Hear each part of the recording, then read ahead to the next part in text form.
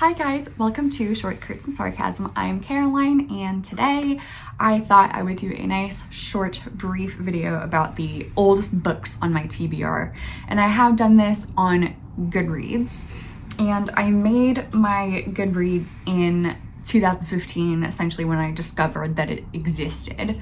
And a lot of these books are classics because they were sort of like the first books I thought of when I was like, what do I want to read in the future? So, and I haven't gotten to a lot of them because there's a lot of classics in the Western canon, and there's also my attention span, which gets distracted by shiny new literary fiction. So as per usual, I will list these in alphabetical order, and I've also taken out any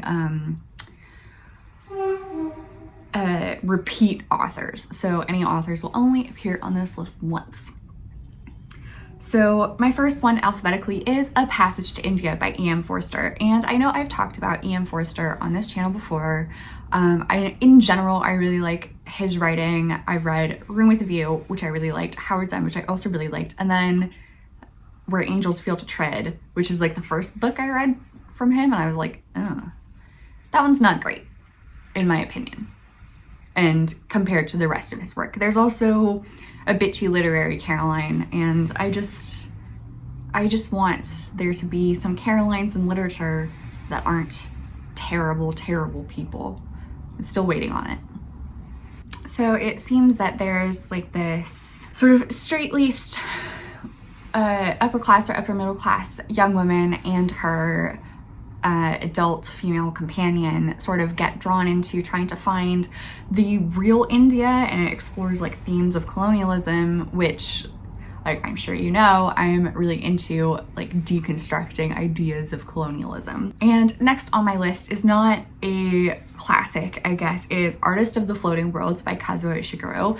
And I know I've talked about how much I have loved the books that I have read by Kazuo Ishiguro, and that I do actually have all of them, but they're in California. So it might be a while before I get to this one.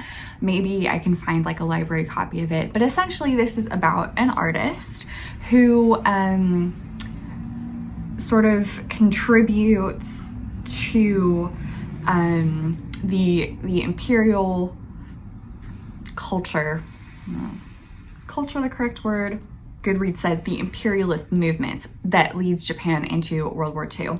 And presumably there is the time period leading up to World War II, and then his life after World War II is finished, and him sort of reflecting on his involvement.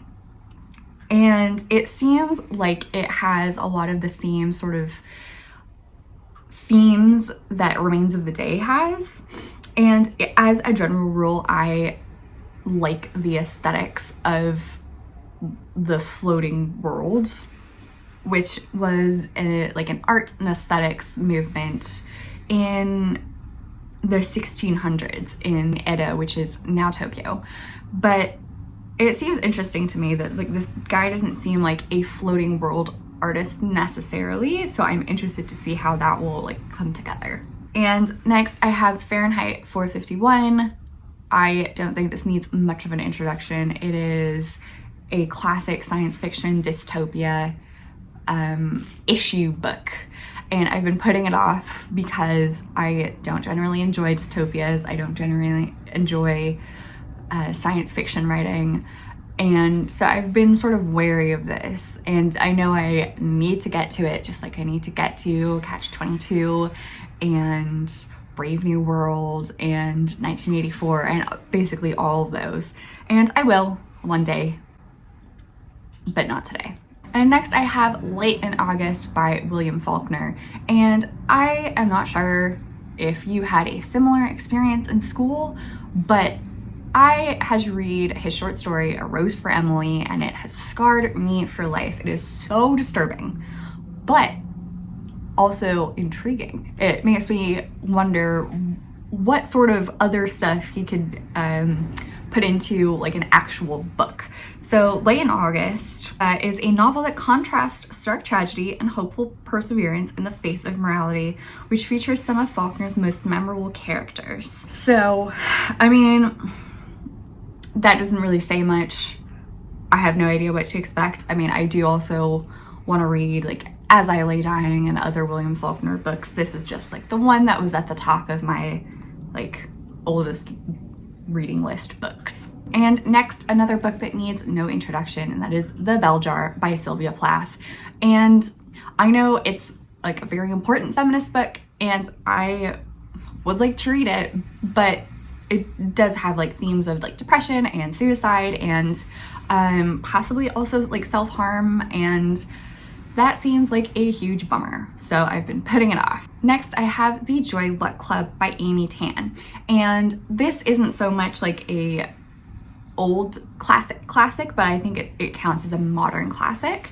And as I remember, this is a intergenerational sort of like family drama set in both like World War II, post-World War II China, and then within the Chinese American community in, I believe it's San Francisco.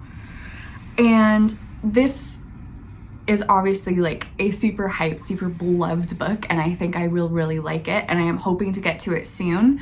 There is like a library copy, but of course, because it's so popular, the wait list is so long. So I'm hoping to climb my way to the top of that wait list and actually get to read it. It was also featured on Caroline O'Donoghue's podcast, Sent One to Garbage, which I feel like I can't go one video without mentioning because I love that podcast, and of all the books I've read that are featured on that podcast, I've either loved them or have gained a deeper understanding of literature in that book through the podcast. So I am excited to read this one. And interestingly, Caroline O'Donoghue's guest on that episode is, I think, Ella Risfricher, and she says that her favorite Amy Tan book is actually The Kitchen God's Wife, which I have read and I loved. So it is highly likely that I will enjoy Amy Tan's other books. Next up, this is the actual oldest book on my TBR, and that is The Moonstone by Wilkie Collins. And I have read his probably more famous book, The Woman in White, and I did enjoy it. It's like quite like old-timey in its language and writing, and so I would like to read this book as well. So The Moonstone is about a diamond heist originally, and it kicks off a series of events, and there's some romance, some murder mystery, some other stuff. So like the plot description doesn't have much in it, but it seems like there's a lot going on, and I would probably actually like the plot if I can get past Wilkie Collins's old writing. And next, I sort of face a similar aversion to actually getting down to this book, and that is The Old Curiosity Shop by Charles Dickens. And as you probably know, I've read Bleak House. I've mentioned it a few times, and I really, really enjoyed that book. It's really long, and you can tell that Charles Dickens was paid by the word, and there are like definitely some like over descriptive weird tangents that don't need to be there, and possibly if Charles Dickens were writing now, he would benefit from an editor. So I am guessing that The Old Curiosity Shop will kind of be like this. But I've also read A Christmas Carol and really don't like it. I think that's mostly the story, not so much Charles Dickens writing, but the wordiness doesn't help. And another thing that sort of draws me to this book is that there is like The Old Curiosity Shop on the LSE campus, and LSE is where I did my master's, so I like walked past it every day for a year, and it kind of just makes me want to know more about it. So as you probably know, Charles Dickens is famous for his like Victorian melodramas where people are sad and miserable all the time, and then something changes for them, and along the way loads of people die of tuberculosis. So in particular, this is about Nell Trent, who cares for her ailing grandfather. It says here selflessly, which is a lot of the characters, the female characters in Dickens novels are either like selfless caretakers or, I don't know, screeching harpies that are evil. Next, I have The Princess Bride by William Goldman. And I think most people know of this story through the excellent movie. And I love that movie, and I would like to read the book that it is based on. I know that one of my friends read the book and she said like it's very much like the movie, but there's just more. And I would like more of the movie. And so I would really, really like to read this book. And a similar thing, there's a library copy, like there's an ebook copy, and the waiting list is huge. So one day, hopefully, I will be able to read The Princess Bride. And the last book on this list of the 10 oldest books on my TBR is Their Eyes Were Watching God by Zora Neale Hurston. And the plot descriptions I've seen of this are also like very, very sparse, but it seems to be the main character, Janie Crawford, explores her own identity as a Black woman in the 1930s in the US. It doesn't even say where in the US. I guess when I read it, I will find out. And this is another one I'm on the library waiting list, and hopefully I get to it. I have read part of Zora Neale Hurston's other book, Tell My Horse, and I eventually would also like to read the rest of it, but I think this one is like my priority. So that's it, the 10 oldest books on my TBR. Hopefully I will get to them soon, but you know, the Moonstone, the Old Curiosity Shop, Passage to India, it might be a while. And they will continue to sit there, and in 20 years when I make another oldest books on my TBR, they might still be here. Older, still sitting there. Who knows? Anyway, I hope you enjoyed this video. You can give it a like. You can also follow me on this channel. You can also follow me on social media. All my social media links will be in the description below, and I will see you in my next video. Bye.